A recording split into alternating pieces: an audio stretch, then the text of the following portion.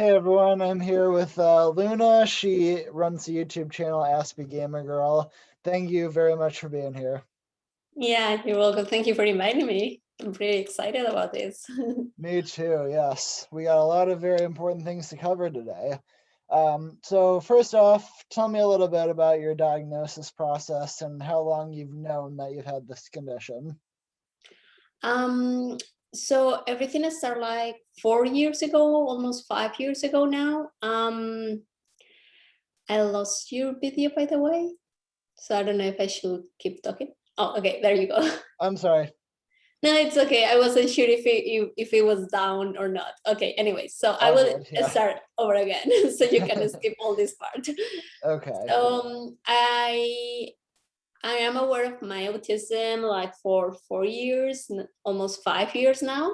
And everything started because my now husband, at the time he was we were dating, he once mentioned to me like, I think you're autistic. And it's really hard for me to admit this, but at the time I only had the stereotypes of autism. So I took it like as an offend kind of thing, because I'm Exactly.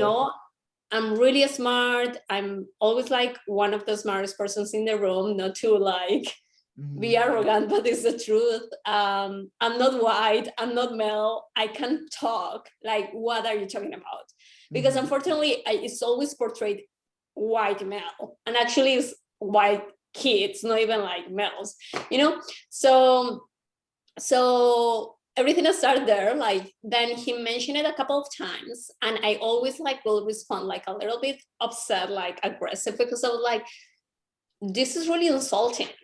And it's really hard for me to admit that now, but like at that time I was like, why are you saying those things to me? Like, why are you trying to be offensive towards me?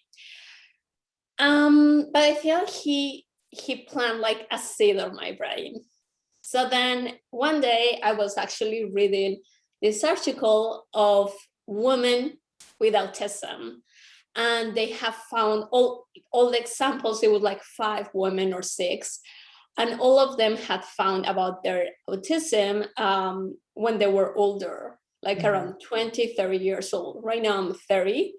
At that time I was like 26 or something like that. So I read all of it, and all of them were talking about different traits. They never spoke of the same traits, and I could relate to most of all of those traits. And I was like, I thought that was normal. And when you don't have like something to compare your brain with, you just assume that is normal, and it's not to say that being autistic is abnormal, but it's different still. So since like I read that article, I was like, okay, like, let's dig into this.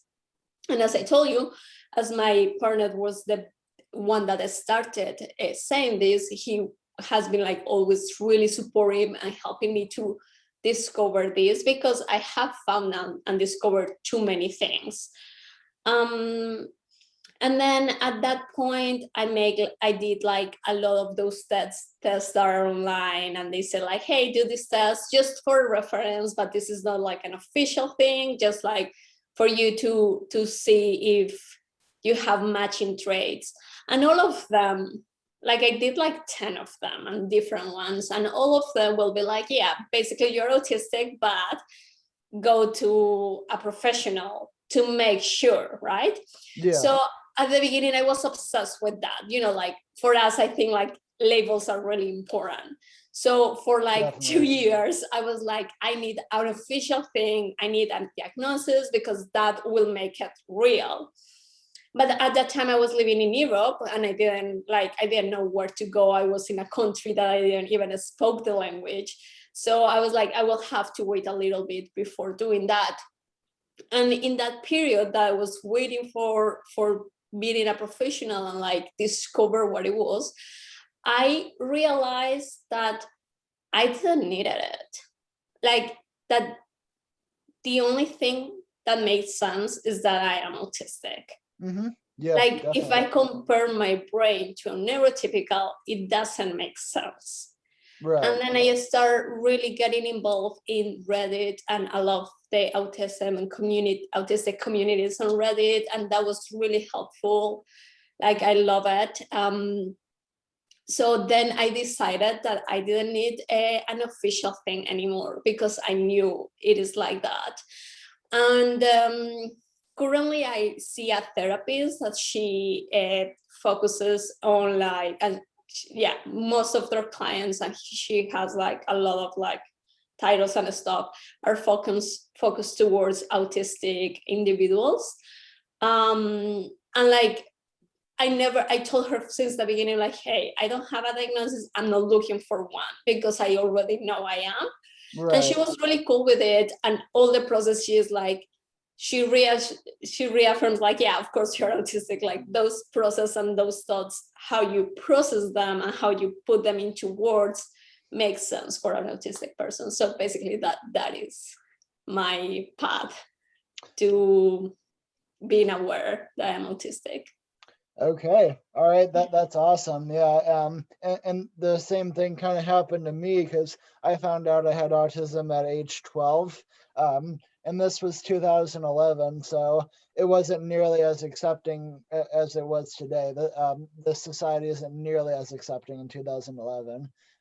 Yeah. So there were a lot of really bad stereotypes. And I was like, what is this? No, I don't have this. There's no way. But yeah, I do. And like, and and I think it's important that like you do know you're autistic before going into a diagnosis, because really the diagnosis is just gonna confirm that. So it's better to like so do a self-diagnosis and like save a bunch of money, to be frank, because those And professional also understand it, yeah, because like for me exactly. the process has been like to understand it myself. Like, to be honest, since I start like emerge, oh, there is a possibility that I'm autistic, but because of course it took me like a year or two, like to say yes, I am autistic. And that process, it was a process to actually understand me, because like I think I had a lot of issues all my life to be able to make people understand me, and that affect how I understand myself and how I see myself. And since I'm aware of my autism, I'm like, this is who I am, this is how my brain works, this is adjustments that I can do, but there is a limit, and I cannot mirror what you want me to be, and that Right. is okay. And I think that was something really powerful in my life, because since that moment I have been able to empower myself and believe in myself and even love myself, because I didn't do it before. So yeah. Absolutely. Yeah. That's very good, and I hope you stick with that. So what are some special interests that you have? Well, right now they're board games. Okay. So that is like basically my big special interest, or like hobby, how you prefer to call it. Mm-hmm. um I started into board games again. Was my husband the one that introduced me to it. It was like 4 years ago. Like before that, I was in Colombia, and they're like, the board game community is not that big, so I didn't even know how many board games there are, right? And then I start getting into like games while I was in Europe, and then when I moved to the US, well, the community here is huge, so I went crazy, and now like I own like a bunch of board games, and all my Yeah. life is around board games. Everything I do in life, like now, is about board games basically. So All yeah. right. I like that. That's really cool. Why is it important for someone with autism to have a special interest? I think the important thing about that is that, okay, there are like two aspects of it.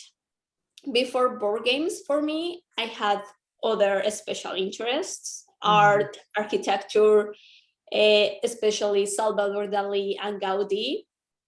I have always followed up. Like I used to, like, I don't remember anymore now, but I used to be able to tell you anything with date and almost year and day if there was like the day for that, Yeah. about their lives. Like I knew absolutely everything. Okay.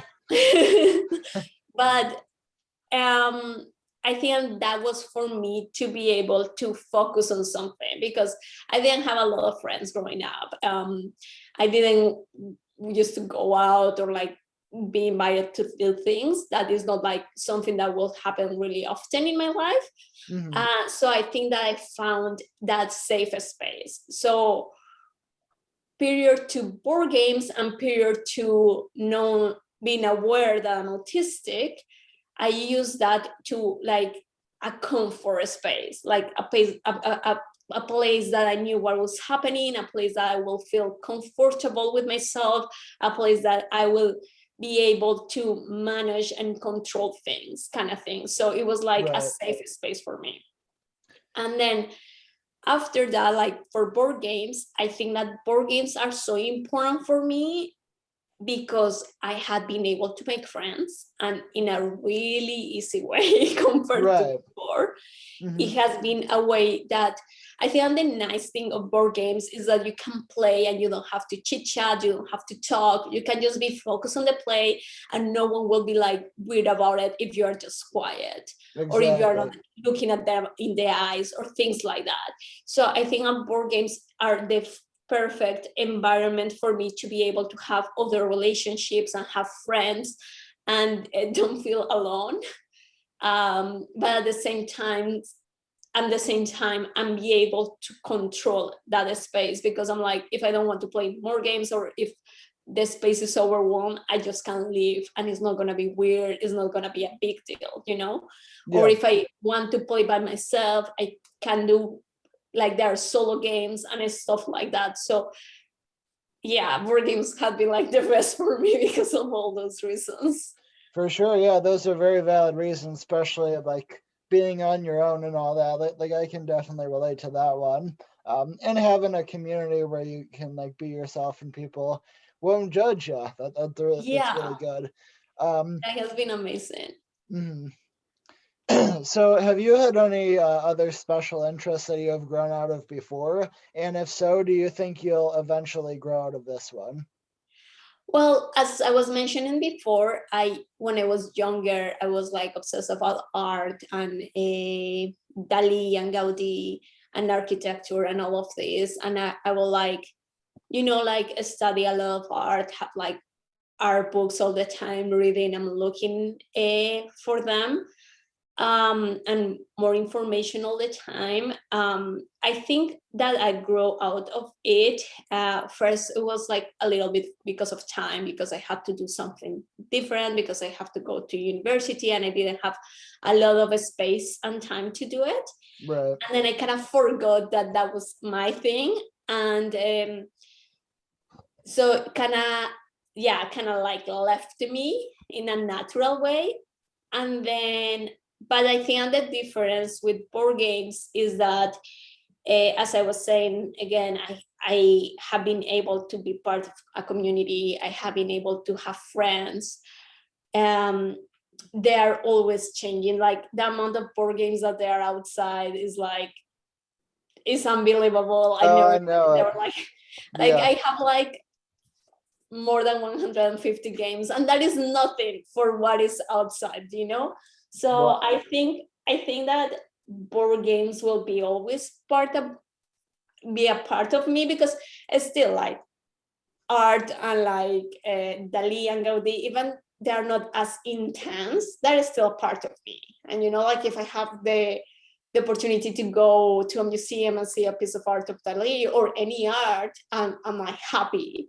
So I think it will always be with me, but the thing that makes me believe that it will stay stronger for even longer is the fact that I'm finally feel welcome and not judged and part of something. Definitely. So it seems like board games is the more accepting community that you've experienced. Yeah, for me, it has been like that. That's really good. I'm glad to hear that. Thank you. So how do you promote awareness of autism through your special interest? Well, first of all, my YouTube channel is called Aspie Gamer Girl, but a lot of people don't know what Aspie means. So they actually sometimes they don't know that I'm Luna, so they call me Aspie, and I'm like, okay, my name is Luna. You know, it's not wrong, I guess, but it's kind of like funny and weird. It's like, hey, woman Yeah, or Latin, you know, but it's exactly. okay.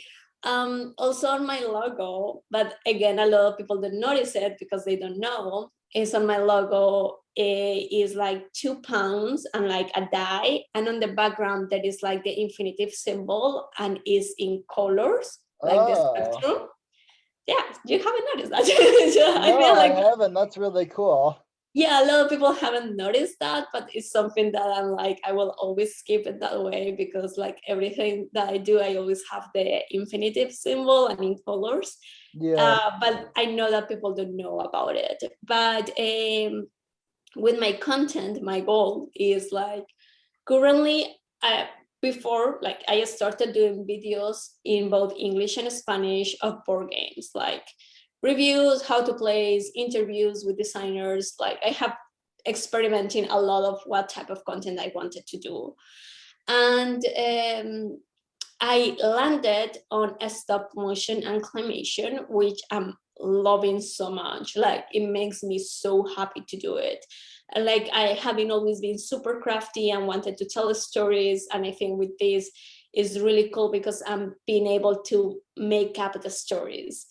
And I have been learning a lot, and my plan is like at some point being able to add like a neurodiversity series on my channel yeah, to talk about like what is for me like personally being autistic. I also have ADHD, but also tell stories of other people or like creating more awareness. And once in a while on Twitter, I try to talk a little bit about autism when I feel that it's relevant or really important for me to say it, something. So yeah, basically that's it. absolutely. And I'd say that's very good inclusion right there. Um, Final question here, and then we can wrap this up. What is one thing that the world still needs to understand about the connection between autism and special interests? Oh, I didn't remember about that question and I don't know the answer. Give me a second, I have to think about it.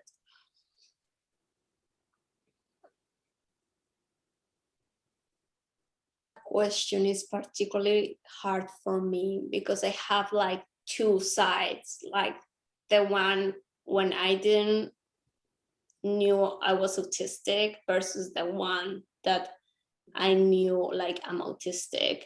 Right. And I think that I think that one of the things, like one of the things that I can mention about this Lanster, like a lot of autistic people don't even know that they're autistic. Right. Exactly. So they may have a special interest. Well, most likely they do because I think that we all do. Hmm. Um, but you don't relate it with autism. And then like other people like neurotypicals or atypicals don't relate it with that either, because I think that one actually like, I know special interests are like really important for us because it's like our safe space. But I think that both atypical people, aware and unaware of how their brain works, and neurotypical people should be more accepted to a person have a place that they found safe, even though it's not the normal, it's not the norm, you know, like Yeah. I think they're like, I think like the biggest struggle for us atypicals is that we don't follow a lot of the norms, and because it's different, because it's weird, um they think it's wrong, but it's not weird. Actually, it's Hmm. not weird. It's just like it's different, and different doesn't mean bad. Right. And I think that is important to like, but this doesn't happen only with atypical and neurotypical people. This happens with race, this happens with religion, this happens with gender. Like, it's something that unfortunately humans are always looking for difference to be, not to be happy about how different humans are and highlight those differences, but to be shameful and to hurt others and to say like, no, you are there because you and I are different because of this, you know. Yeah. So I think that it's important to know this and to be aware of these things, because again, it's our safe place, but is again, it's not only about the special interests. It's about how we process things. It's about how we express. It's about is too big, you know. And I think people sometimes think that it's just like one little thing that you can just change, and it's over, it's gone or whatever. But for us, like that stays in our brain, like things that just because you move something is not like we are going to stop thinking about it. We are going to think about like, why it's not there, why it's gone, Absolutely, what happened with that, you know. So yeah, I don't know what else to say. well, I don't know if I answered your question. No, that's a perfect response. I like that a lot. Yeah, I honestly couldn't have said that better myself. So the fact that he came with that on the spot is amazing, honestly. Thank you. Well, that concludes my questions. Thank you very much, Luna, for being here. And I'll see you during the collab, which is in a couple days. Yeah, for sure. Thank you so much for inviting me. You're For welcome. taking the time.